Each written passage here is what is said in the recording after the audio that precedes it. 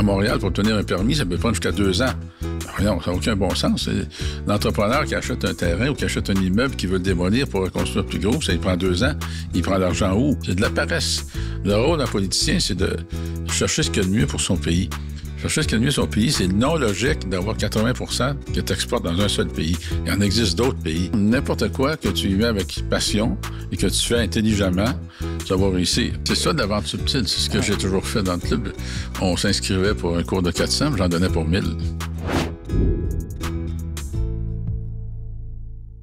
Bonjour, mesdames et messieurs. Bienvenue à un autre épisode de Là, on jase.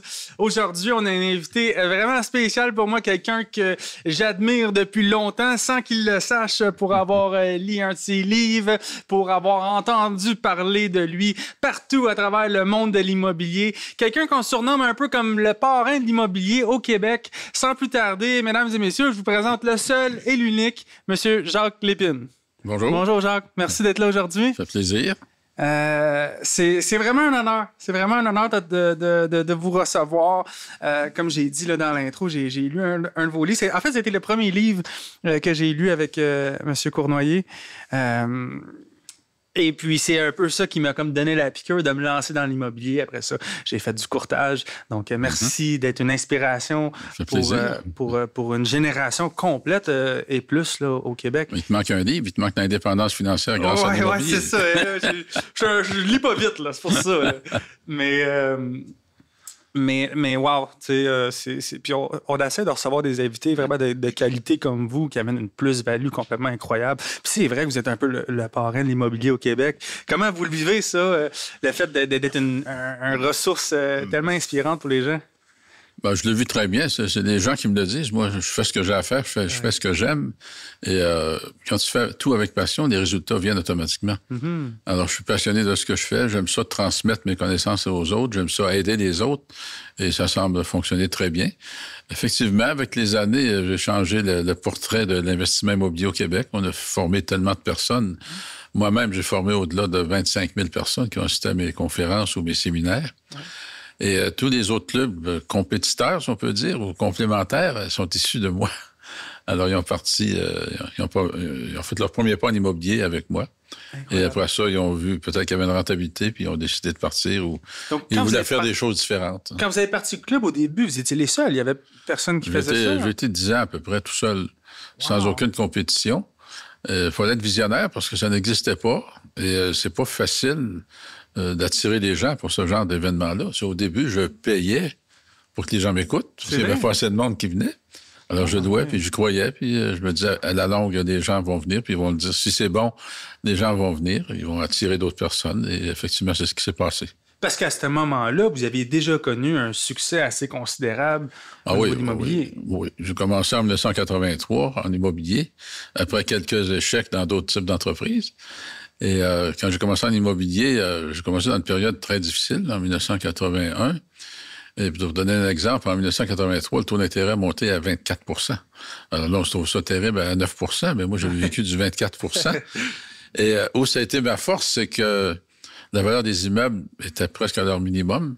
Et les banques reprenaient les immeubles, puis je ne sais pas comment est-ce qu'ils ont su que moi, j'achetais des immeubles. Donc, on me contactait. Ah, ouais. On reprend tel immeuble, va le voir, fais-nous une offre, on va te financer à 100 %. OK, moi, j'avais rien à perdre. J'avais rien. La banque vous finançait à 100 %? Oui.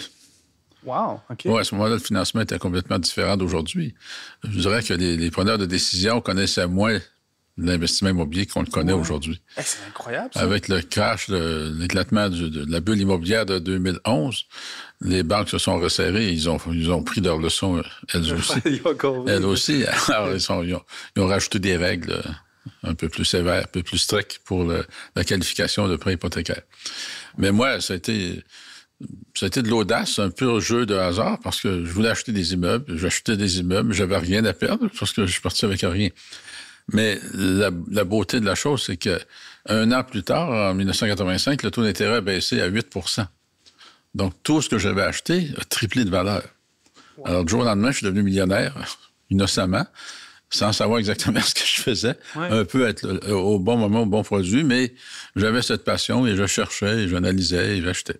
Donc, à partir de ce moment-là, quand les taux d'intérêt ont baissé, vous avez refinancé, vous avez vendu, vous avez Exact. gardé J'ai vos refinancé OK. et là, je me suis ramassé que possiblement d'argent pour racheter d'autres immeubles. Et chemin faisant, j'ai monté sur mon parc immobilier jusqu'à 1000 appartements dans mon plus gros. Hein. Wow. Et puis, c'était quoi un peu votre modèle d'affaires? Parce que je pense que, corrigez-moi si j'ai tort, mais je pense que tout le monde qui fait de l'investissement immobilier, ils ont comme des modèles d'affaires un peu différents. Est-ce que vous voulez rénoviez les logements? C'était quoi votre approche? Moi, j'ai toujours acheté, d'abord, faire son profit à l'achat. C'était mon slogan toute ma vie. D'ailleurs, je fais une parenthèse, M. Lépine. Ça, le profit à l'achat, je l'ai pris dans votre livre et je le dis à tous les jours à mes clients. Oui. Fait que... En tout cas, désolé de vous couper. Alors, j'achetais des immeubles avec un fort potentiel. Une bonne structure, mais d'apparence négligée. Et je savais ce qu'on appelle ça du sweat equity. Je savais qu'avec quelques coups de peinture, quelques petits arrangements, on upgradait, on changeait la valeur, l'apparence de l'immeuble et automatiquement la valeur de l'immeuble. Et une gestion serrée de mes revenus et mes dépenses. Je cherchais toujours à augmenter mes revenus, le maximum, et à diminuer mes dépenses, contrôler mes dépenses pour avoir mon revenu net d'opération plus élevé.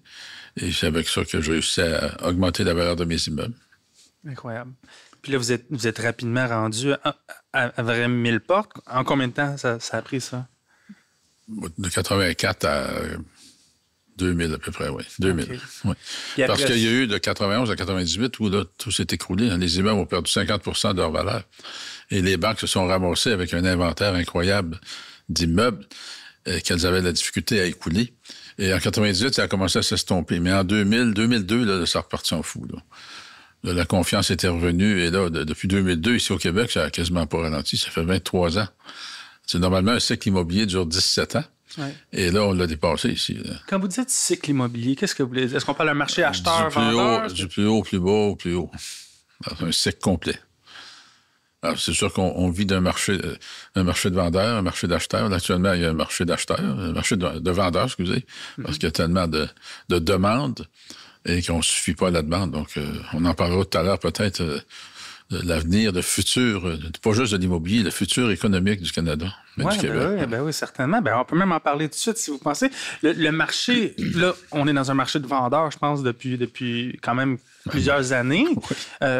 Pensez-vous que ça va shifter, tout ça? Pensez-vous qu'on va retomber dans un marché d'acheteurs comme avant? Ou? Ça va être très long parce que on doit, vous savez, avec la création des déficits budgétaires dans les années 60, on a emprunté sur des valeurs futures, sur des capacités futures monnayables de nos enfants, de nos petits-enfants, de nos arrière-petits-enfants.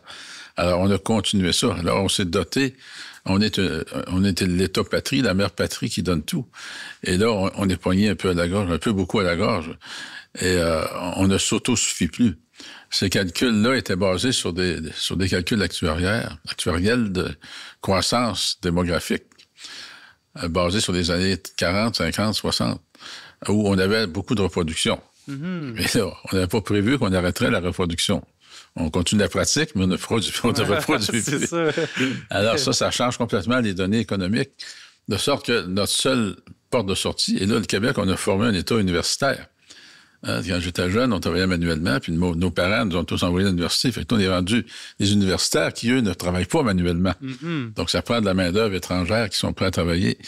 Et là, ben, ça crée certains problèmes. Mais il reste que combien de temps ça va prendre à combler ce déficit de logement-là? Combien d'années ça va prendre? Ça va être extrêmement long parce que on a mal planifié. Et on a beau dire qu'il faut construire, mais avant de construire, il faut avoir des infrastructures pour. Et on n'a pas les infrastructures. On voit de plus en plus de municipalités mettre des moratoires sur la construction parce que les infrastructures actuelles, les égouts, les services d'aqueduc sont à la capacité maximale. Si on fait plus que ça, on va être obligé de jeter des égouts directement dans les cours d'eau. Donc, ce qui est totalement inacceptable. Mais déjà là, on commence à le faire un peu. Si ça ne fournit plus, le gouvernement dit, OK, on peut déborder un peu dans les cours d'eau. Alors, avant de construire, il faut faire des infrastructures. Et pour faire des infrastructures, bien, ça prend des budgets. Et les budgets, bien, si les gouvernements sont déjà à pleine capacité dans leurs dons à la population, oui. On fait quoi? Donc, il nous reste l'immigration. Et là, on s'aperçoit, on voit très bien qu'on manque de planification. Je le dis directement, les politiciens ne sont pas les meilleurs planificateurs de la planète. On cherche des votes beaucoup plus que satisfaire. Alors, c'est beau dire je vais avoir de la migration, mais là, on accueille les immigrants, mais on fait des itinérants avec parce qu'on n'a pas de place pour les loger. Mais avant de les loger, il faut faire des routes. Et là, c'est là j'en viens où l'économie va exploser à un moment donné positivement parce que ça va prendre des routes, ça va prendre des hôpitaux, ça va prendre des écoles, ça prend toutes les infrastructures nécessaires pour accueillir de nouveaux mondes avant de faire de la construction ou tout au moins synchroniser ça en même temps. Alors, le futur économique du Canada est extraordinaire parce que là, on a un petit soubresaut avec M. Trump qui nous fait des menaces, mais il faut bien comprendre. On en parlera peut-être tout à l'heure de M. Trump et sa logique. Ben oui, c'est intéressant. Mais on est un pays quand même. On ne peut pas annexer un pays aussi facilement que ça. Et on est plein de ressources naturelles. Notre plus grande ressource naturelle, on a une des plus grandes réserves d'eau douce au monde.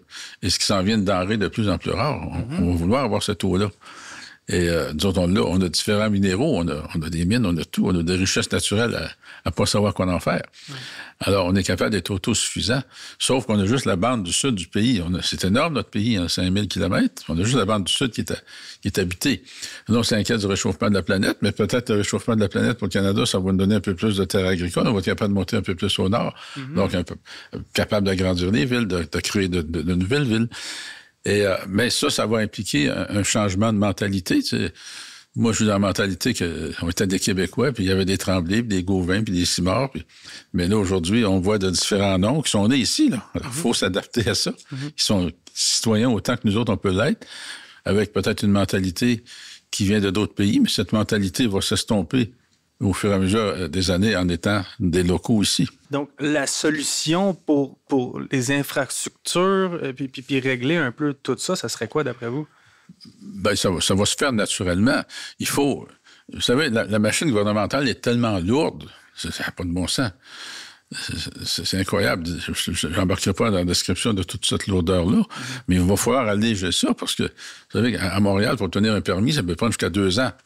Non, ça n'a aucun bon sens. L'entrepreneur qui achète un terrain ou qui achète un immeuble qui veut le démolir pour reconstruire plus gros, ça il prend 2 ans. Il prend l'argent où? Alors, il y a quelqu'un à bout de ligne qui paye. Le coût d'acquisition du terrain est tellement élevé et ce coût de terrain-là doit être réparti sur l'ensemble de la bâtisse qu'il va construire. Et là, il y a la limitation de la hauteur, limitation de la largeur, il y a toutes sortes de limitations. Et là, il faut que ça rentre dans tel nombre, dans tel nombre, tel nombre. Ça devient insupportable des entrepreneurs. C'est pour ça que la construction a tant ralenti. Il n'y a pas juste le taux d'intérêt qui a ralenti, c'est la lourdeur administrative. Donc, il va falloir alléger le système de l'État à tous ces niveaux. On regarde le système de santé, j'opère 2 résidences personnes âgées. Pas par choix, je les ai repris comme financement. Okay. Mais là, écoute, on a la RBQ d'un jambe, on a le CIUS, on a le ministère de je sais pas quoi pour les permis de toutes sortes de bebelles. Après ça, on a le service des incendies. Écoute, on n'en finit plus. Ouais. Puis là, ils pleurent parce qu'il y a des résidences qui ferment. Ça devient insupportable et non rentable. Je pense qu'aussi, parce que ma conjointe est dans le domaine de la santé, je pense qu'au niveau support gouvernemental aussi, ça traîne la patte un peu peut-être. Ben, écoute, là, ils coupent sur des services à la clientèle, mais ils coupent pas dans les personnels. Ils coupent pas dans leur personnel à eux. Ouais. Alors que la lourdeur est là. Moi, quand je fais des réunions avec le groupe du CIUS, on se ramasse 5, 6, 8 personnes des fois du CIUS, là, pour un petit meeting à régler quelques petits problèmes, alors qu'une personne pourrait le faire. Ben, en tout cas, c'est lourd. C'est lourd, ça n'a aucun bon sens. Ouais. Et là, où M. Trump... il n'est pas complètement hors la traque. Il veut alléger la lourdeur administrative parce que c'est rendu extrêmement coûteux. Là, c'est des impôts, puis des gros salaires, puis les syndicats qui rentrent là-dedans et tous les bénéfices. Vous parlez des coupures gouvernementales qu'il est en train de faire. Oui. Bien qu'ici, on est en train de faire dans la santé. Là, le modèle se répète partout. Là. On a engagé la superintendante, Mme Biron, pour faire un ménage dans le système de santé. Et là, elle va couper. Ça va faire mal quelque part, mais il faut couper aux bons endroits aussi. Mais c'est pas toujours coupable partout parce qu'il y a les syndicats qui rentrent en ligne de compte et les protections des emplois et tout. C'est pas une job facile. Mais il faut que ça soit fait, il faut que ça soit allégé. C'est trop lourd, c'est trop dispendieux. Et là, on est la province la plus taxée en Amérique du monde. On va arrêter où? Là, on voit le jeu d'hypocrisie. Le fédéral en transfère moins au provincial, le provincial en transfère moins au municipal. Mais qui paye en bout de ligne? Moi, que je paye au municipal municipal ou au fédéral, je paye. OK? Alors, tu sais, à un moment donné, il faut que ça arrête. Mais quel politicien... Le pays est en si gros déficit, est-ce que ça va arrêter d'augmenter ou c'est à se poser la question? Ben, ça prend du monde. Ça prend du monde pour payer, pour créer des emplois, pour créer un développement économique majeur. Si on part de 40 millions pour monter ça à 100 millions, il est évident que ça prend quelque chose quelque part. Il y a une économie globale qui va se développer autour de ça. Sauf que ça prend de la planification. Il ne faut pas juste dire, je vais accueillir 100 000 nouveaux immigrants, puis je vais y mettre tout. Il faut le penser, il faut l'organiser, il faut le structurer. C'est une entreprise, veut pas, le gouvernement, c'est une entreprise quelque part. Mais son seul revenu, c'est nos impôts.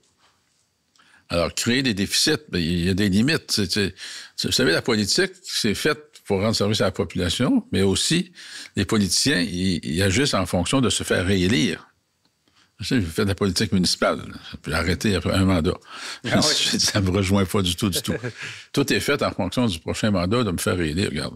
Pourtant, moi, je dirais que vous seriez un super bon politicien parce que je crois, vous l'avez dit un peu, mais pour rouler un pays, il faut un bon homme d'affaires. Hein? Je pense que le pays, c'est une grosse business. Sauf que, écoute, je ne suis pas anti-syndicaliste, je ne veux pas que les gens interprètent ça, mais on est trop syndicalisé au Québec. Alors, la syndicalisation protège les gens. Alors, ceux qui sont protégés, tant mieux pour eux autres. Mais il reste que dans la globalité de l'État, ça devient extrêmement dispendieux. À Montréal, pour réparer un trou, il se ramasse 8 employés, 7 qui regardent, puis 1 qui travaille. Vraiment, ben oui. C'est vulgarisé, là, mais c'est semblable à ça. Ouais. Alors, il y a 32 syndicats différents à Montréal. Quand vient le temps de négocier une convention collective, tout le monde tire la couverte. Alors, à un moment donné, ça devient indirigeable. Et la France est indirigeable à cause que ça a été tellement socialisé. Et malheureusement, le Québec prend la France comme modèle, puis tant qu'à moi, la France n'est pas un modèle à prendre. On devrait prendre quel modèle, d'après vous? On devrait être original. Pourquoi copier sur les autres? Pourquoi pas penser à sa propre chose qui nous convient à nous et arrêter, ça se fait là, ça se fait là. Regarde, c'est pas de la créativité, ça, c'est de la copie. Qui était un peu votre modèle d'affaires de l'immobilier aussi, d'être créatif dans vos approches. Oui, il faut créer. Moi, j'ai créé le club. Tu sais, j'ai fait de l'immobilier, j'ai réussi parce que j'étais passionné et je voulais rendre service à mes clients. Mes clients, c'était mes locataires. Alors, toute entreprise qui se respecte a un service à la clientèle. Donc, moi, j'offrais un service à la clientèle qui était mes locataires. Donc, quand on m'appelle, c'est pas nécessairement juste pour me déranger, ils ont un besoin. Mais si je les envoie promener, je construis pas une belle entreprise. Moi, je les envoyais pas promener, je répondais. Et c'est moi qui déterminais les priorités. Mais j'avais un service à la clientèle. Puis le modèle idéal, c'est que j'avais des immeubles où je n'ai jamais mis une seule pancarte pour louer. C'est le locataire qui s'en allait, qui m'amenait un locataire. Mais aviez-vous une firme de gestion qui gérait ça? Non, j'avais mon équipe de gestion. Vous aviez votre équipe à vous? Ouais, OK. C'est ça. Alors, tout va dans la qualité que tu donnes. C'est sûr que ma business principale, ça a été l'immobilier, mais c'est une entreprise, l'immobilier. J'ai des revenus, j'ai des dépenses d'opération, j'ai des dépenses de financement, et je dois avoir un surplus d'opération et payer mes impôts. Alors, plus j'optimise mes revenus, plus je minimise mes dépenses, plus mon revenu est élevé, plus je suis capable de payer mes impôts, de payer mes dettes et de m'enrichir. Si, c'est logique. Hein? Parce que vous êtes... oui, c'est très, très logique. Oui. Moi, je suis un gars de logique. Je consomme vos paroles. Ça fait du sens pour moi. On parle d'immobilier, mais vous êtes un homme d'affaires accompli. Vous avez une vision. Vous êtes un visionnaire. Si vous auriez à recommencer demain matin, mais pas d'immobilier, vous iriez dans quel domaine? Quel domaine qui, d'après vous, peut être prospère sur le long terme? Je vais te répondre très simplement. Tous les domaines peuvent être prospères. Ça dépend de l'individu derrière. OK, j'aime ça. OK, on a tous combien d'heures dans une semaine? Ça, je le répète souvent.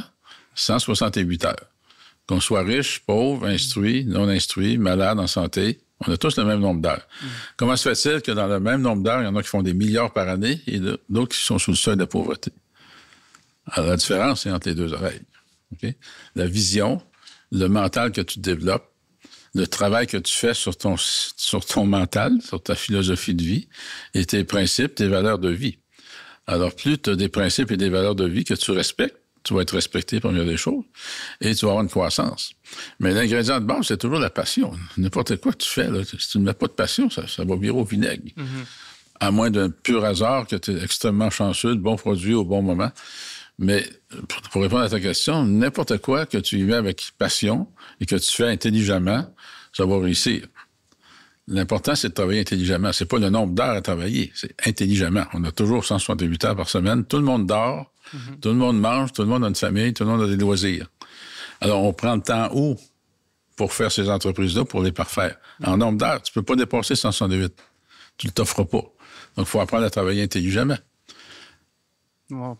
Si, mettons, on parle de travailler intelligemment puis avoir un bon mindset, mais si on peut dire, mettons, un top 3 des meilleures qualités que vous recherchez chez un entrepreneur, ça serait quoi, mettons? Ou qu'est-ce que quelqu'un qui se lance en affaires, c'est quoi les top qualités qu'il devrait essayer de travailler dessus pour aller créer une certaine forme de richesse?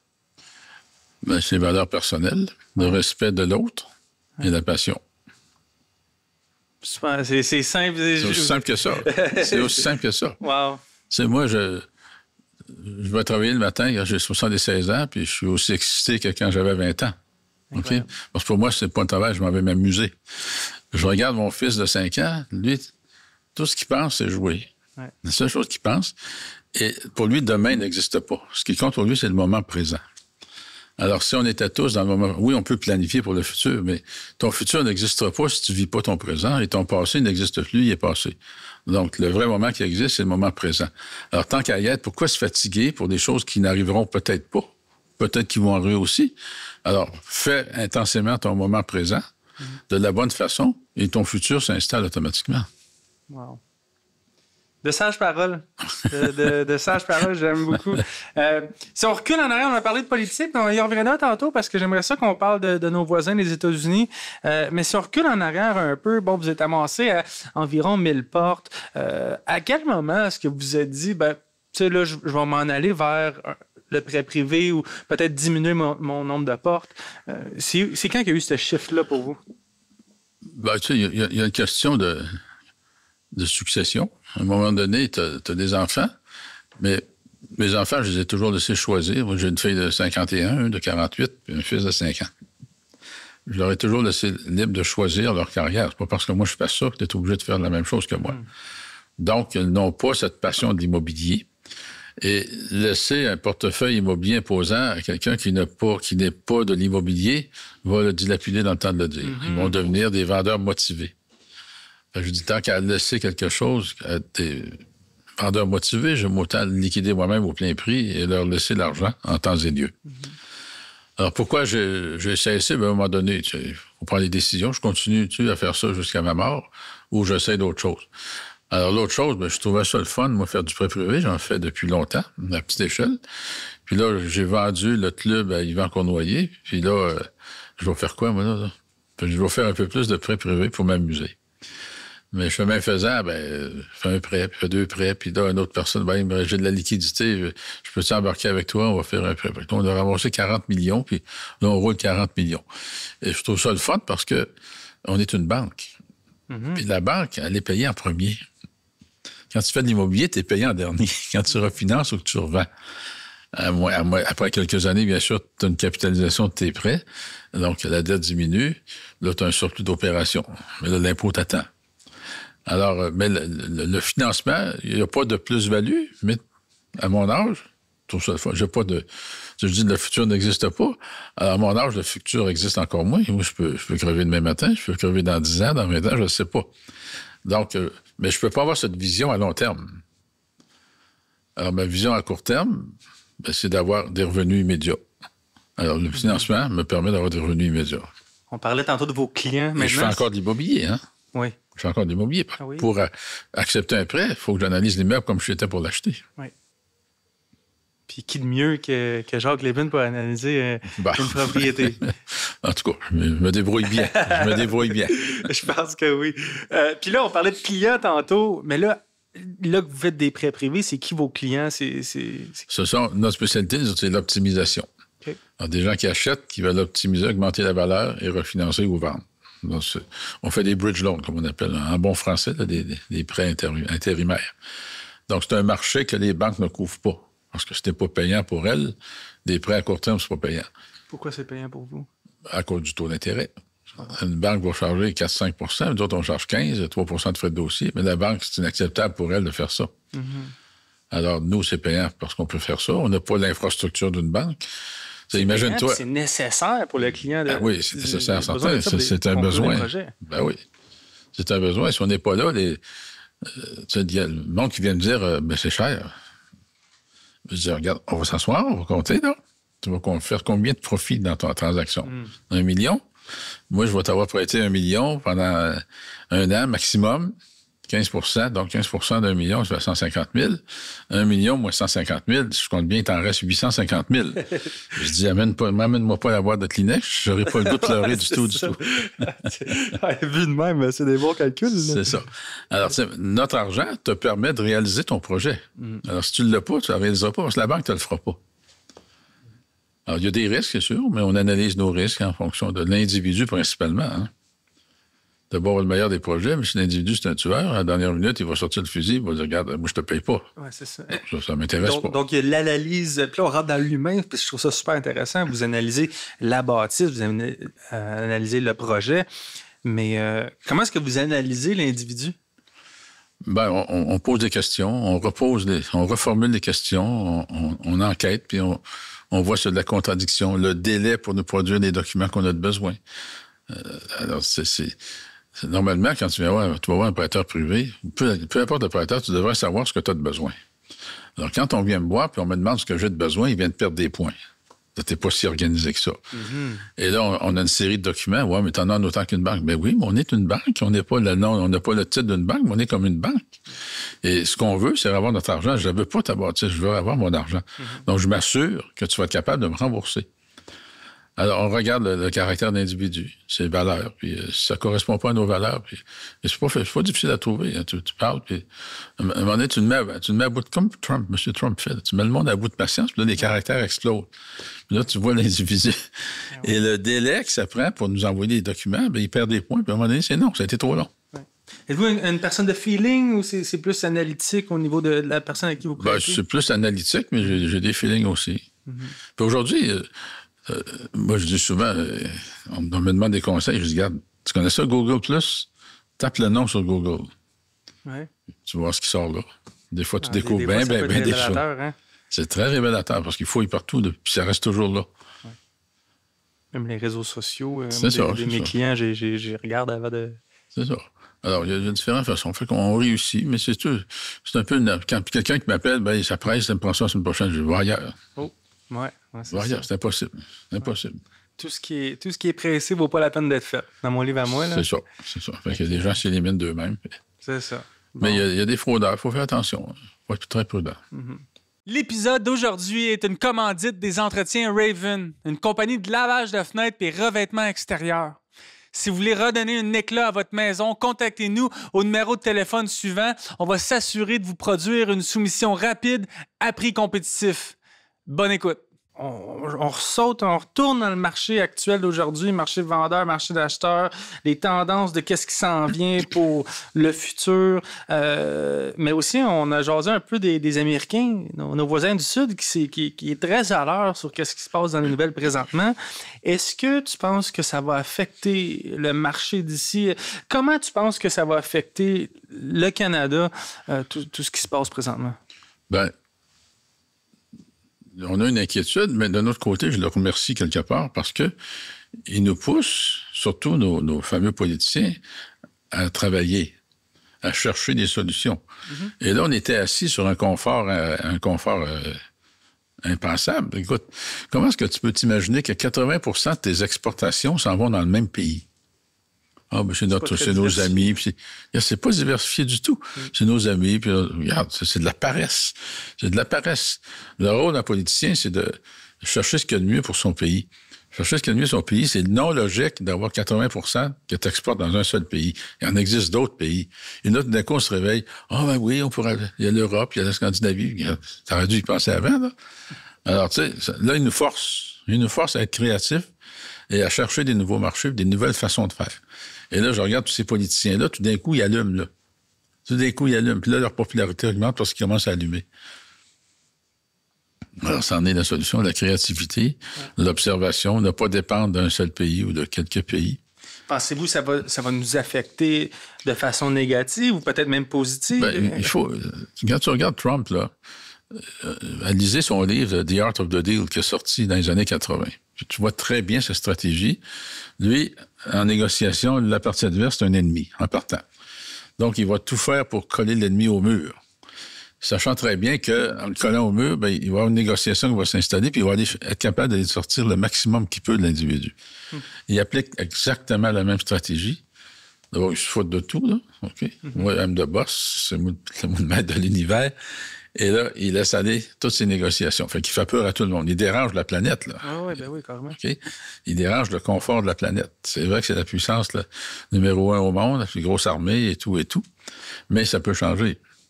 Il y a le BRIC qui s'installe. Et là, on a communiqué avec le Mexique pour les rentrer membres du BRIC. Il se brasse des choses en arrière. Alors, jusqu'à quel point il va appliquer toutes ces mesures-là?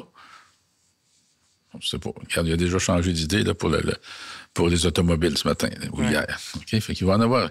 Il va se rendre compte en cours de route, mais il le sait très bien probablement d'avance, là. Mais il pousse le monde au mur, à forcer, à négocier, puis à forcer, puis ça. Puis tu sais, aujourd'hui, quand tu regardes l'individu, comment est-ce qu'on peut penser qu'il s'est fait élire? C'est le marketing. Le marketing, les réseaux sociaux, les influences des pays étrangers qui ont faussé la donne en transférant des informations plus ou moins vraies. Et en bout de ligne, il s'est fait élire. Donc, il est élu. Donc, en étant élu, il peut faire pas 100% ce qu'il veut, mais on m'a fait confiance. On m'a élu. Alors, je fais ce que j'ai à faire. Pensez-vous qu'il est bon pour les États-Unis? On ne parle pas pour le reste du monde, mais pour son pays à lui, pensez-vous qu'il est bon? Mon opinion, non. Pas à 100%. À certains points, oui. L'immigration, il faut faire attention. Tu sais, le phénomène des migrants, là, comment est-ce que tu peux... Du côté humain, ça va, mais comment est-ce que tu peux accepter quelqu'un qui rentre dans ton pays, des millions de personnes, sans identité? Alors, c'est qui? Ça vient d'où? C'est pas de bon sens. Après ça, nos lois ici devraient être... L'immigration, moi, je suis pour ça, on en a besoin, mais si tu t'en viens et vivre ici, tu peux-tu vivre comme nous autres? Et non pas essayer d'amener ce que tu faisais dans ton pays, qui n'a pas marché. Tu as quitté ton pays pour ça, puis tu t'en viens ici, puis tu veux m'amener la même chose. Ben ça, c'est nos lois. La Charte des droits et libertés n'a pas été faite en fonction de toute cette immigration-là qui arrive ici, puis qui ont les pleins droits après 5 ans. Encore là, j'ai rien contre l'immigration, on en a besoin. Mais sauf quand tu t'en viens ici, adapte-toi chez nous. Parce que si moi, je vais dans ton pays, tu vas me forcer à m'adapter chez vous. Alors, les politiciens sont, excusez l'expression, c'est des pâtes molles. Tant que ça va être fait en fonction de se faire réélire, ça va être de même. Tant qu'il va exister des partis politiques, selon moi, ça va être de même. Parce que tu vas avoir une opinion, mais si tu as une opinion et pas selon la ligne du parti, tu vas être exclu du parti. Ça marche pas, ça. C'est pas une vraie démocratie, ça. On pensait parler d'immobilier, puis là, on parle de politique. C'est correct, je trouve ça. Des opinions, c'est bon. Je suis un provocateur, moi. Mais c'est bon, c'est super intéressant, puis votre opinion est extrêmement valide. Fait que j'adore ça. On brasse les choses un peu. On avait parlé avant d'arriver en enregistrement, vous avez vécu plusieurs cycles immobiliers. Oui. Vous avez déjà vu neiger, comme on dit. Plusieurs cycles économiques. Économiques. On ne parlera pas juste d'immobilier. Plusieurs cycles économiques. Économiques. Oui. On est dans quel cycle présentement, puis on s'en va où comme cycle économique? Écoute, on est en été. On est dans l'été. Ce qui ressemble à l'hiver, on est dans l'été parce que le potentiel est tellement fort et la demande est tellement forte qu'il ne peut pas y avoir d'explosion de bulles immobilières actuellement. C'est impossible. On a le Airbnb qui a changé la donne. On a l'immigration, le manque de construction.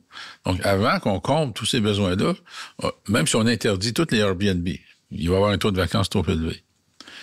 Même si on veut construire, je l'ai expliqué tout à l'heure, ça prend des infrastructures. On ne peut pas construire aussi vite qu'on en a besoin. Il manque quoi? 2,3, 2,4 millions de logements au Canada. Ça se crée pas en créant lapin. Encore, je me répète, c'est toujours ces infrastructures-là qu'il faut créer. Donc, on en a pour minimum 10 à 15 ans avant d'arriver à même pas une saturation.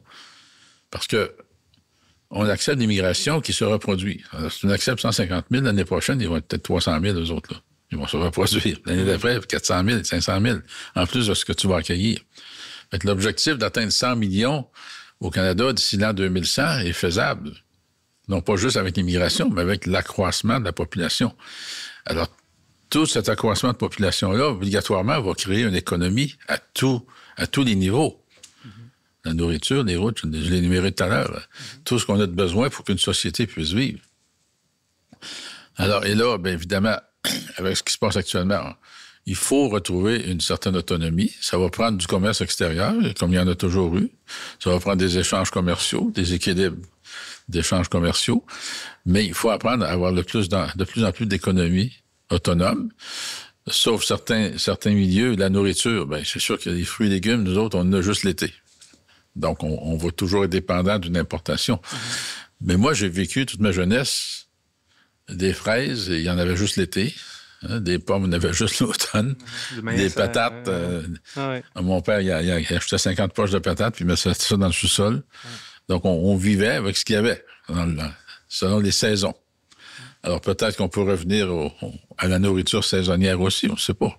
Est-ce que c'est possible dans un pays de surconsommation comme on est? Ou... Ben, tout est possible. Si tu n'as plus, tu vas faire quoi? Tu vas mourir parce que tu n'as plus de fraises? C'est sûr. Les tomates, tu vas mourir parce qu'il n'y a plus de tomates. Ben, tu vas manger d'autres choses.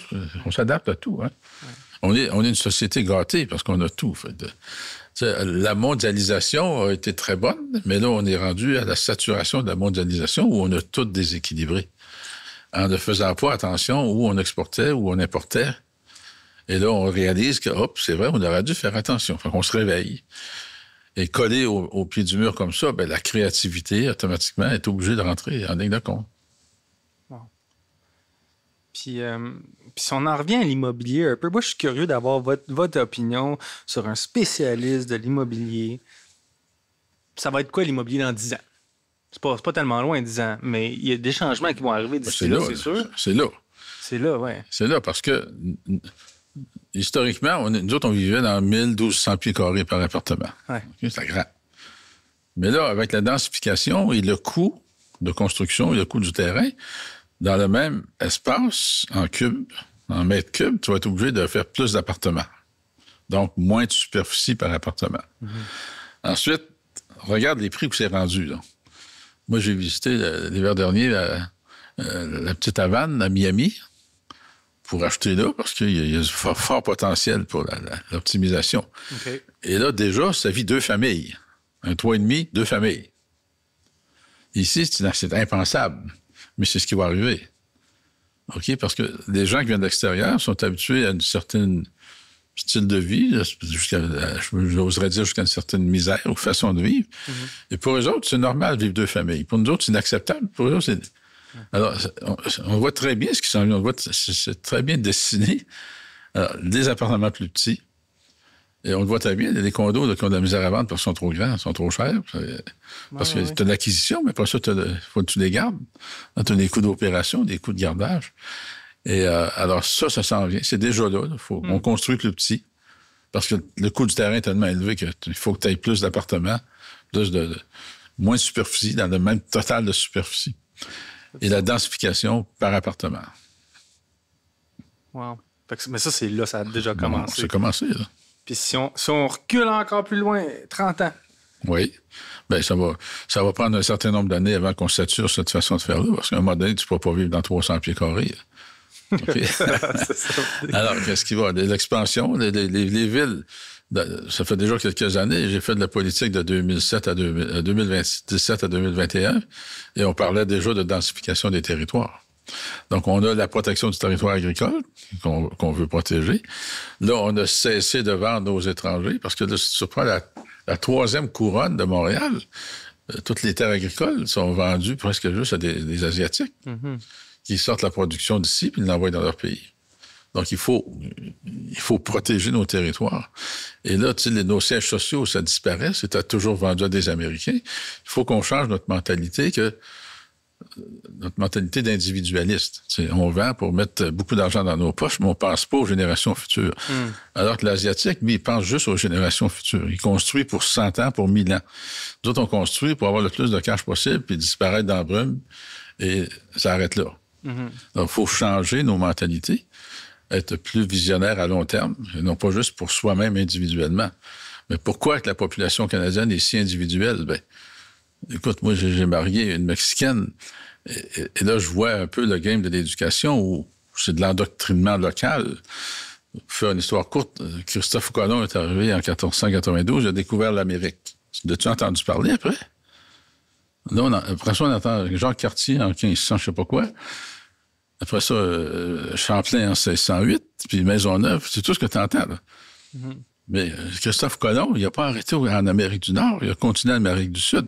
Donc, on nous endoctrine quelque part, on nous rend ignorants, volontairement ou involontairement. Donc, les histoires sont un peu biaisées. Elles ne sont pas fausses, mais elles ne sont pas assez détaillées. Mm-hmm. On ne nous dit pas tout.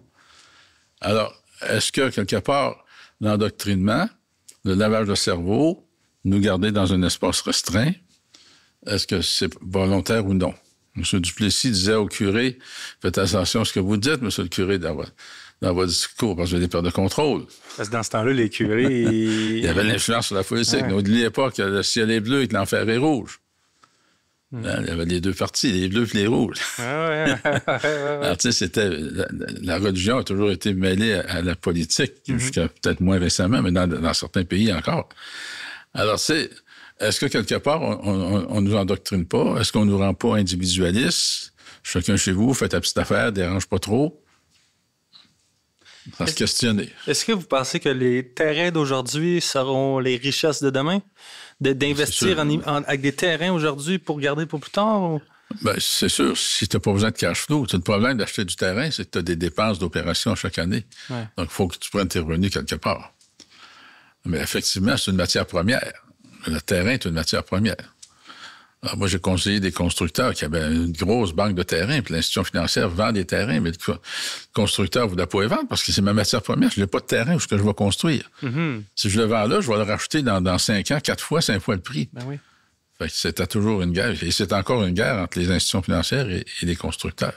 Mais c'est une matière première. Très intéressant. On le voit très bien, mon ami Luc Poirier, qui vient de faire je ne sais pas combien de millions avec... il l'a vendu dans le bon temps. Oui. Et d'ailleurs, on va essayer d'avoir à l'émission, Isabelle, on va y avoir une invitation bientôt. Oui. Super intéressant aussi. Oui. Quelqu'un qui se lance, là, on recule, là, je veux qu'on revienne à la souche pour les gens qui nous écoutent, qui ont un peu moins de connaissances au niveau immobilier. Quelqu'un qui nous écoute aujourd'hui puis qui trouve ça inspirant, votre histoire, puis qu'on réussit à y faire lire un de vos livres. Il veut se lancer en immobilier. Par où est-ce qu'on commence? Par où est-ce que quelqu'un commence? C'est quoi que vous suggéreriez de faire pour quelqu'un qui veut s'amasser un parc? Ben écoute, tu vas dire je veux vendre mon livre, mais c'est pas grave, je fais pas d'argent avec ça, mais je commencerai par acheter ce livre-là. Mais il est intéressant. Il est intéressant parce qu'il dit tout, parce qu'à chaque mois que je vais aux réunions du Club d'investisseurs immobiliers du Québec, j'ai quelqu'un qui m'arrive avec le livre. Merci, M. Lépine. J'ai fait mon premier million avec votre livre. Wow. Donc, je dirais que aujourd'hui, tout va tellement rapidement. Va chercher de la formation le plus possible parce que tu vas te péter la gueule. Mm-hmm. OK, tout va tellement vite, là. Et il y a tellement de monde sur le marché que si tu n'as pas les connaissances qu'il faut, c'est rendu un marché spécialisé. On en est responsable en grosse partie parce qu'on a formé tellement de monde. Alors, il arrive, t'es courtier, alors tu sais, il arrive un produit sur le marché, il y a combien de gens qui répondent? C'est ce qui crée la surenchère. Mm-hmm. Alors, il faut que tu sois informé pour être capable d'agir le plus rapidement possible. Mais la partie la plus difficile dans l'investissement immobilier, c'est la recherche. Le monde te décourage. Et 65%, non, les 6 logements et plus, 35% sont vendus par des courtiers. Ça veut dire qu'il reste 65% du marché hors courtier. Énorme. Et par réflexe, quand les gens sortent de nos cours, où est-ce qu'ils s'en vont en premier pour chercher des immeubles? Vers des courtiers. Ouais. Qui représente 35 %. Je ne dis pas que c'est pas négligeable, 35 %. Mais il reste quand même 65% de façon de faire, de trouver des immeubles. Ben oui. Puis comment est-ce qu'on trouve ces immeubles-là? Ben, on appelle ça le soleil de l'abondance. Il y a les courtiers immobiliers, évidemment. Mm-hmm. Il y a les syndics, il y a les avocats spécialisés en immobilier, il y a les PAC, il y a tous les réseaux sociaux qui existent. Mm-hmm. Et le bouche à oreille, le réseau. Alors, il existe une trentaine de façons d'identifier des propriétaires revenus. Mm-hmm. Mais encore, avant hier, à la soirée du mois, on fait toujours des bons coups du mois. Puis, il y en a 3 qui ont compté leurs coups, puis on leur demande où tu as trouvé ton deal. Centris. OK. Les 3 sur Centris. Ouais. OK? Donc, contrairement à ce qu'on peut penser, ben, quand c'est rendu chez Centris ou dans les mains des courtiers, c'est trop cher. C'est faux. C'est pas. Mm-hmm. Ça peut arriver dans certains cas, mais ce n'est pas toujours le cas. Alors, il faut que tu suives tes dossiers. Et ces gens-là, ils ont suivi pendant quelques mois. Puis après 3 mois ou 4 mois qu'ils sont encore listés, il y a quelque chose qui ne marche pas. Ouais. OK, tu peux peut-être créer une aubaine. Tu peux peut-être faire ton profit à l'achat. Puis c'est exactement ce qu'ils ont fait. Alors, les gens se découragent rapidement parce qu'ils n'ont pas les connaissances et ils ne sont pas habitués à travailler ou travailler intelligemment. Mais je dirais que c'est là-dessus qu'il faut mettre l'emphase. C'est pas sur le financement. Si tu trouves une bonne aubaine, le financement va venir. Viens me voir, je vais te le trouver. OK, c'est bon. Je prends des notes de ça. Surtout que j'ai vois, pas toutes, là, mais on essaie de les voir. Oui. Super intéressant. OK, fait que s'informer, on parle d'après ça de trouver un deal. S'informer, se former. Se former. Oui. Après ça, c'est trouver l'opportunité. Puis après ça serait quoi? Ben, l'opportunité, c'est jamais marqué dans le front du vendeur. Achète-moi, je suis un vendeur motivé. Ça serait trop facile. Ça serait trop facile. Alors, tu sais, qu'est-ce que tu peux faire avec l'immeuble? Là, actuellement, ceux qui font de l'argent, c'est ceux qui font de l'optimisation. S'ils sont déjà optimisés, ben, achète pas ça, il est déjà trop cher. Mm-hmm. Mais si tu vois un immeuble, 850 par mois, les logements, mais que le marché voisin est à 1500, tu as une aubaine entre les mains. Même si le prix actuel par rapport au revenu actuel est trop élevé, il faut que tu ailles optimiser, alors chercher ce potentiel-là. Mmh. Donc, évidemment, ça n'a pas bonne presse. Il faut que tu fasses un peu de la rénoviction. Alors, tu vas racheter des baux, des locataires, mais de façon humaine. Tu ne fais pas de scandale avec ça. Mais une fois que tu reprends le contrôle du loyer, tu le rénoves, tu le mets au goût du jour, et là, tu peux augmenter ton loyer. Mmh. Alors, 100% de mes clients font ça, puis ils réussissent très bien. Mais, vous savez, les municipalités, les politiciens, ils ont besoin de vote.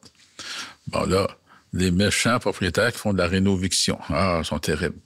Mais il n'y a pas un seul politicien qui dit qu'une fois que je double la valeur de mon immeuble, il est possible que j'aille chercher le double en taxes. Mais ça n'a pas d'importance de le dire. Hein? Alors, tu sais, il faut faire attention aux articles dans les journaux, qui sont peut-être biaisés des fois socialement, par peut-être un journaliste qui est frustré ou un journaliste qui n'a pas les bonnes informations. Et les titres sensationnels attirent plus que les titres non sensationnels. Oui. Alors, il faut faire attention. Je dis souvent aux gens, quand vous voyez des articles, peu importe où, vérifiez donc la source, puis regardez donc la logique. Quand on me dit, je vois dans le journal, là, les faillites ont augmenté de 350 %. Oui, mais la base de ton calcul, c'est quoi? Il y en avait 3 l'année d'avant. 350 fois... ça fait quoi, 5 faillites? Ouais. Regarde. Il faut faire attention. C'est impressionnant, 350. Mais le chiffre réel, il n'est pas si dramatique que ça. Mm-hmm. Mais ça fait vendre des journaux. Ça fait vendre des copies. Ça fait vendre. Et encore là, je ne veux pas critiquer le travail des journalistes, mais il faut apprendre à lire entre les lignes, puis à interpréter qu'ils font leur travail. Puis nous autres aussi, on a notre travail à faire. Voilà. On est rendu au prochain segment de l'épisode. Oui. C'est les questions flash. Oui. On a 2 minutes. Je vous pose le plus de questions possible. Vous répondez le plus rapidement possible. Oui. On le fait? Oui. Bon, Isabelle, tu fais un timer. 2 minutes. Le meilleur conseil qu'on t'a jamais donné? On m'en a jamais donné. Ta plus grande fierté? Ce que j'ai accompli, d'avoir aidé autant de gens à réussir en affaires. La citation qui te parle particulièrement? J'en ai pas qui me vient rapidement à l'oreille, à l'idée. Tout ce que ton cerveau peut penser, tu peux le créer. Wow. J'adore. J'ai une idée, qu'est-ce que vous allez répondre à la prochaine question, mais le meilleur livre que tu aies jamais lu et pourquoi? Réfléchissez et devenez riche, de Napoleon Hill. OK. Je pensais que vous alliez dire votre livre. Je l'ai déjà mentionné. Mais effectivement, c'est un très bon livre également. Et ce que j'ai retenu le plus de ce livre-là, il y a un passage qui dit « Plus tu vas aider de gens à réussir, plus tu vas réussir. » Je l'ai appliqué, puis ça marche. Si vous le dites que ça marche, je vous crois. Pour toi, la richesse, Jacques, c'est? C'est pas juste l'argent. L'argent, c'est le résultat de ton mindset. La richesse, c'est d'avoir des bonnes valeurs, d'avoir un bon mindset, et le reste va venir. Comment te décrirais-tu en un seul mot? Pas évident, ça. Passion. Passion. Ton héros, c'est qui? Mon héros? Mon héros, c'est mon fils. Wow. Ton fils de 5 ans. Oui. Incroyable. La personne qui t'inspire le plus, peut-être même ton fils aussi, mais... Ben, c'est ma femme, mon épouse actuelle, oui. On va s'assurer qu'elle écoute l'émission et qu'elle entende ce segment-là. Là. Elle m'a remarqué, tu me l'as c'est ça. Ta pire phobie, c'est quoi? C'est toujours de tout perdre, hein? C'est toujours de tout perdre. Vous savez, construire 1 million, c'est difficile, mais de le perdre, c'est encore plus facile. Et plus t'en as, on dirait que plus tu as cette phobie de perdre. Alors, c'est un combat perpétuel. Puis je pense, pas juste à moi, c'est tout le monde qui est en affaires. Et ceux qui me disent « j'ai peur de rien », c'est pas vrai. Je ne crois pas à ça du tout. Non, impossible. On n'a plus de temps, mais on va continuer parce que j'aime bien vos réponses. Une qualité que tu apprécies le plus chez les autres? Ben, l'honnêteté. Oui. Et le sens des valeurs. Oui. Le moment de ta carrière, le moment le plus marquant de ta carrière? Le plus marquant, c'est quand le club s'est mis à fonctionner. Oui. Tu te souviens-tu où ce que tu étais et quand ça a commencé à marcher? Ça a commencé à bien marcher en 2015. OK. Et a réellement bien marché lorsque j'ai sorti mon premier livre. Fait que tu as travaillé longtemps. Tu sais, à partir du moment que tu l'as parti, le club, jusqu'à temps que ça a commencé à vraiment bien fonctionner, tu n'as jamais lâché, là? Non. Non, j'y croyais. Wow, OK. Fait que tu as sorti ton livre, puis là, En 2017, quand mon livre est sorti, là, ça a été une explosion. Une explosion. Ça arrivait de tout partout, tout bord, tout côté. Et ça s'inscrivait au coaching. Le coaching, c'était le produit le plus cher. Mais il n'avait jamais pris un cours. Ils n'avaient jamais vu aucune réunion mensuelle. Puis ils s'inscrivaient au coaching à 4 500 direct. Wow. Ça, il y avait des coachs. Il va falloir que je le fasse. Au début, c'est moi qui faisais les 10 mois. OK, wow. 100% du travail. Mais avec le temps, j'ai rajouté un inspecteur en bâtiment, un courtier hypothécaire, un courtier immobilier, un avocat fiscaliste, un comptable, différentes personnes, de sorte que le coaching est devenu extrêmement populaire. Ouais. Complet aussi, oui. Si tu pourrais avoir un super pouvoir, lequel ce serait? C'est la dernière question. Un super pouvoir? Oui, tu peux avoir un super pouvoir. Ben, je l'ai déjà. T'as déjà? C'est quoi? C'est convaincre les gens. Convaincre les gens. Fait que t'es un bon vendeur aussi. Ah oui. Ben, on fait ça être un vendeur subtil. Ouais. Je fais de la vente subtile. Je fais pas de la vente sous pression. Moi, je crée un besoin. Sais-tu c'est qui le meilleur vendeur que j'ai jamais connu? Non. Puis je l'ai rencontré il y a quelques mois. C'est mon boucher. Ton boucher? Ah oui. Mon boucher qui Mais il est bon vendeur parce que, il connaît son produit, il connaît sur le bout de ses doigts, il est passionné, puis il croit à son produit. Il croit que la viande qu'il est en train de vendre, c'est la meilleure viande que je vais jamais avoir mangée. C'est ça. Le gars, il veut pas me vendre, là. Ben, je sors de là, puis ça me coûte 400$ de steak. T'sais. Puis il te donne des recettes avec. Il me donne des recettes. Hey, essaye ça. Je te donne une bouchée. Là. Essaye ça. Là, tu sais. Fait que, à un moment donné, je veux l'asseoir au podcast juste pour qu'il me raconte un peu ça. Nous sommes un boucher. Ouais, parfait. Il n'y a pas de sous-métier, hein? Il n'y a pas de sous-métier. Mais tu l'as dit le mot. Il est passionné de sa boucherie. Il aime ça. Oui. Puis il donne aussi beaucoup. J'ai réalisé ça, surtout dans le courtage récemment, de donner plus que tu reçois. Bon, sur certains modèles d'affaires, c'est difficile de donner plus que tu reçois, mais de donner, pour moi, ça fonctionne très bien au niveau des cadeaux. C'est ça de la vente subtile. C'est ce que j'ai toujours fait dans le club. On s'inscrivait pour un cours de 400, j'en donnais pour 1000. Ouais. Alors là, mais j'en donnais tellement que mentalement, il venait peut-être un petit peu m'aider. Il avait besoin de revenir, se rafraîchir, puis avoir un autre cours, puis un autre cours, puis un autre cours. C'est ce que j'appelle la vente subtile. Mais soyez généreux. N'ayez pas peur. Ils ne vous exploitent pas. T'en donnes, puis ils vont revenir. Ils vont tellement aimer ça qu'ils vont revenir. Ça n'a pas le choix. Ouais. On a un autre segment de l'émission, là. C'est le dernier segment. Ça s'appelle la question corsée. Oui. Bon, en lien avec le vin, là, on n'a pas de vin, mais c'est pas grave. Si ça vous dérange pas, M. Lépine, je vais vous faire piger une question. Oui. Et puis, si vous voulez pas la lire, là, on peut sauter, il n'y a pas de problème. Mais c'est des questions un peu plus corsées, quoi. Et longue. Si tu ne pouvais transmettre qu'un seul message au futur gagnant de Magnat de l'immobilier, lequel serait-ce? Ben, je l'ai dit tout à l'heure, c'est formez-vous le plus possible, lisez le plus de livres possible et faites attention aux articles dans les journaux. Oui, surtout. Ouais. Je dis souvent, quand tu lis pas les nouvelles, quand tu n'écoutes pas les nouvelles, tu n'es pas informé, puis quand tu les écoutes, tu es mal informé. Tu es mal informé. Fait que, c'est ça. Ben, il faut suivre l'actualité. Hein. Il faut suivre. Oui, que ça te plaise ou non, il faut la suivre. Ouais. Et moi, je la suis tous les jours. Et c'est important pour connaître tes marchés. Oui. Ce qui s'en vient partout sur la planète. Oui, je pense que c'est un peu la raison pourquoi vous êtes plusieurs raisons pourquoi vous êtes capable de déterminer un peu ce qui va se passer dans le futur sans avoir une boule de cristal, mais c'est parce que vous vous informez aussi, puis vous allez chercher votre information. Là. Ouais. On en lit un autre? Oui. On en a parlé aussi. Non, on est trop bon dans l'entrevue. Là. OK, ouais, celle-là, c'est la bonne. Ah, ça, c'est bon. C'est assez corsé, en fait. À quel point l'argent te motive encore dans tes décisions d'aujourd'hui? C'est pas l'argent qui me motive. L'argent, c'est le résultat. Ce qui me motive, c'est de réussir ce que j'entreprends. Mm-hmm. Automatiquement, l'argent va suivre. Quand je me suis mis à faire de l'immobilier, j'ai dit, moi, je vais être le meilleur propriétaire pour attirer les meilleurs locataires, puis je vais leur donner le plus de services possible. Mm-hmm. Donc, ça a fonctionné. Quand j'ai parti le club, je vais transmettre le plus d'informations possible aux gens, de façon honnête et réelle, dans le but de leur aider. Et ça a fonctionné. C'est un énorme succès, quand même, le club. À un moment donné, on avait 4 groupes de 100 personnes en coaching parallèle. Ça fait du monde, ça fait 400 personnes. Mais pourquoi vous l'avez vendu? Bon, on m'avait expliqué pourquoi vous avez vendu vos blocs, mais le club, pourquoi ça a été une vente? À un moment donné, il faut savoir se retirer. Il faut savoir se laisser la place aux plus jeunes. Là, je suis là, dans l'ombre un peu du vent, que ça lui plaise ou non.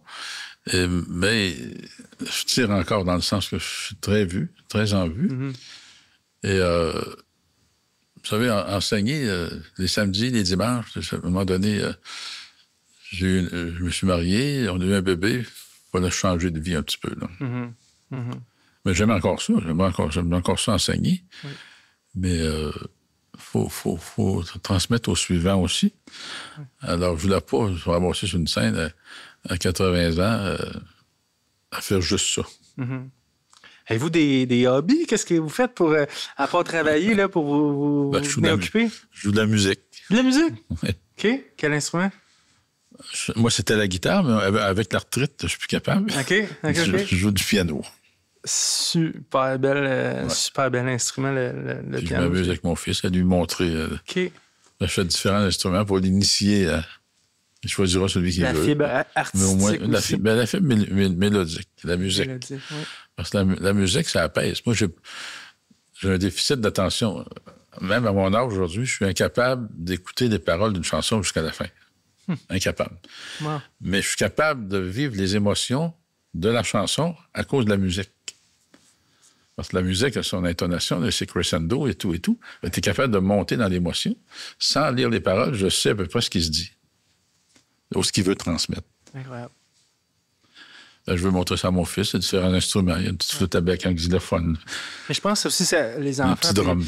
Je pense que ça les aide à développer une parcelle de leur cerveau que peut-être qu'ils n'ont pas accès. C'est bon, puis même à mon âge, moi je dis... Je n'utilise pas de chat GPT parce que je ne veux pas ralentir mon cerveau. En vieillissant, le cerveau ralentit, donc je veux créer moi-même. Okay. Je lis mes journaux, la musique, c'est tout fait pour m'entraîner le cerveau parce que obligatoirement, ça dépérit. Mais plus tu arrêtes, plus il dépérit rapidement. C'est là où j'en parlais justement aujourd'hui de ça. Quand tu arrêtes, c'est là que... C'est fini. Surtout, les femmes sont capables de s'occuper de menus travaux pour s'amuser. Ils sont capables. L'homme, s'il ne produit pas, il crève. Donc, moi, je maintiens mon cerveau pour différentes petites activités de même. Mais ça fonctionne. Ça fonctionne clairement. Vous avez une formule qui marche très bien. Oui. La plupart de mes amis sont dans les résidences personnes âgées, puis moi...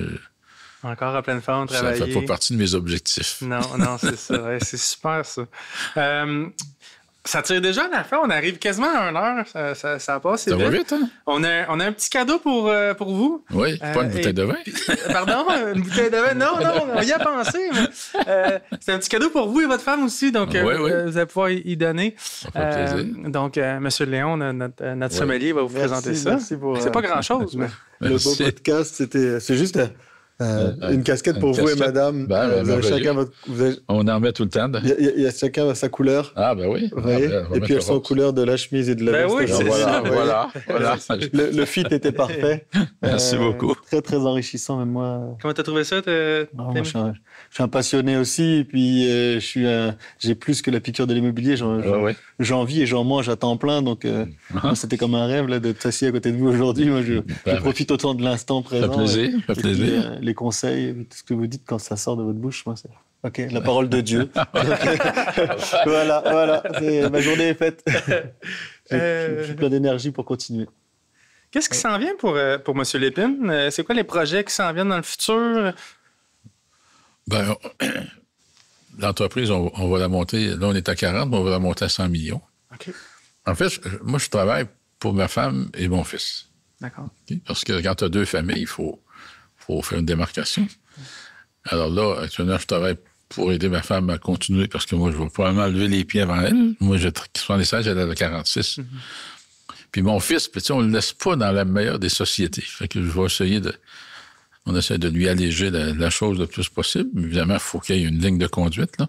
Mm-hmm. Mais je travaille pour ça. Parce que pour moi-même, financièrement, je suis correct. Là. Je suis correct pour une couple d'années. Ça devrait aller. Je suis correct pour une couple d'années. Mais faire quoi? Arrêter, je vais faire quoi? Moi, j'ai toujours créé toute ma vie. Je me suis toujours amusé. Puis pourquoi j'arrêterais de m'amuser? Parce que je suis rendu trop vieux.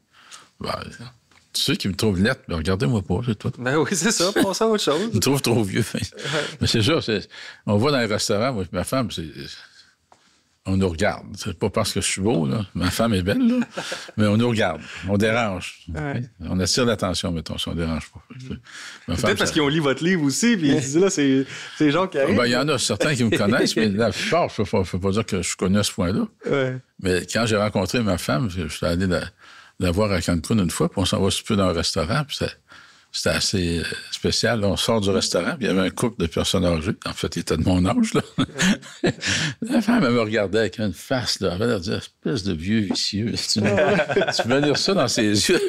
Puis le monsieur me regardait avec un gros sourire. Elle avait l'air de dire, Christ de chanceux.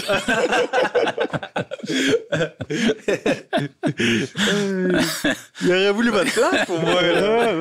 Ouais. Mais c'est drôle. Là, je les vois plus, mais c'est ma femme qui les voit tous les gars. Ils te connaissent, lui. En fait, ils parlent. Ouais, c'est ça. Ça a du bon sens quand il nage avec elle. On sent ce qu'ils disent. Mais je m'en fous totalement. Regarde. Parlez-vous espagnol? Vous êtes-vous montré l'espagnol? Oui. Je n'ai pas appris d'elle. Obligatoirement, parce que notre fils parle plus espagnol que français. Wow. La communication entre la mère et l'enfant est toujours... Ils ont le cordon ombilical coupé, mais il existe encore. Hein? Ouais, carrément. Si je peux me permettre, sur ce qui s'en vient, j'ai vu l'immobilier pour tous dans une quinzaine de jours. Est-ce que vous pouvez une minute pour savoir ce que c'est? Et puis... Ben oui, j'ai réuni un tour de force. J'ai réuni tous les compétiteurs dans un même événement. Alors, je leur ai dit pour les convaincre, écoutez, on travaille dans la même industrie. Y a-t-il moyen qu'on fasse quelque chose ensemble en offrant un buffet où les gens pourront choisir lequel ils préfèrent parmi vous?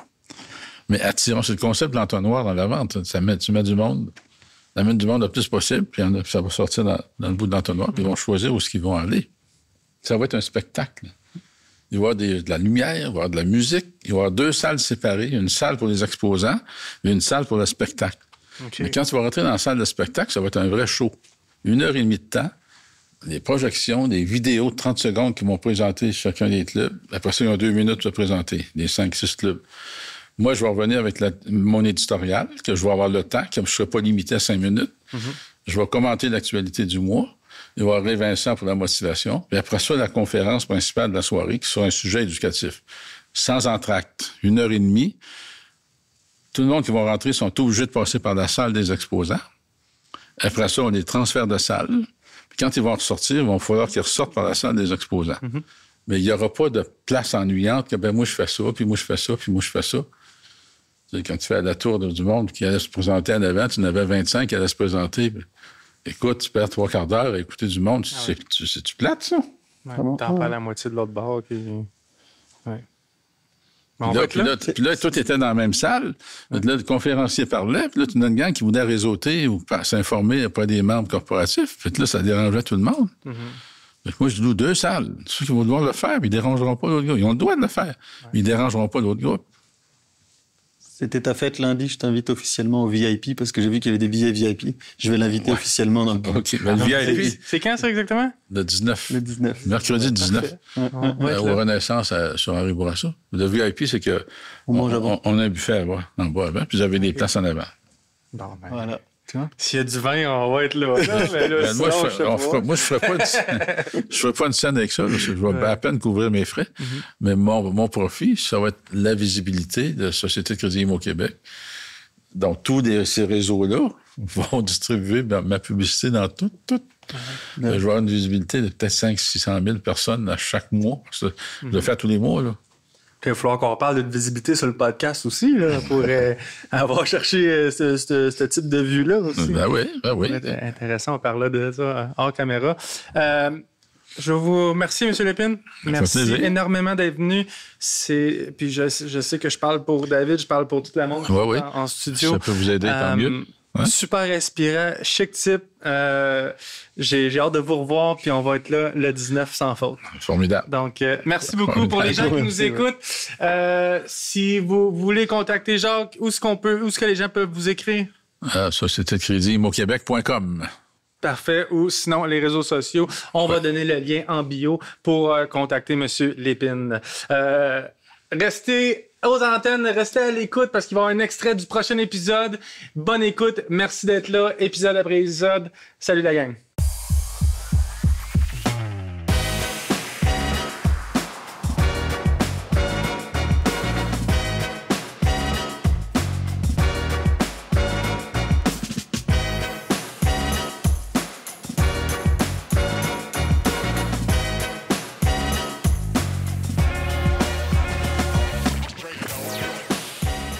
Show them what's in it for them and what you could offer to get them closer to their bottom line. Be out there.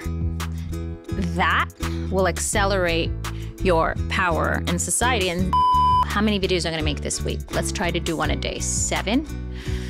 What are the 7 videos going to be about? I make sure that you're going to make the most amount of money in the least amount of time. I make sure that all your paperwork is in order and that it gets sent to the notary on time. Do you want me to keep going?